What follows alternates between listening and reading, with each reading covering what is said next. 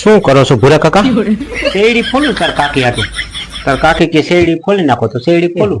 મારા કાકી હાટું શેરડી ખોલે છે એમ ને? ઠીક, બાયડીના ગોલા ગોલા કહેવાય, ગોલા કાકા. એમ નહીં ભગા, હું તને એક વાત કહું. હાઈ કાંઈક તારા ઘરે ધબધબાટી બોલતી હતી, કાંઈક ભગી વહુ ધૂણતા હતા ને ઈહોટા નાખતા હતા ને શું હતું?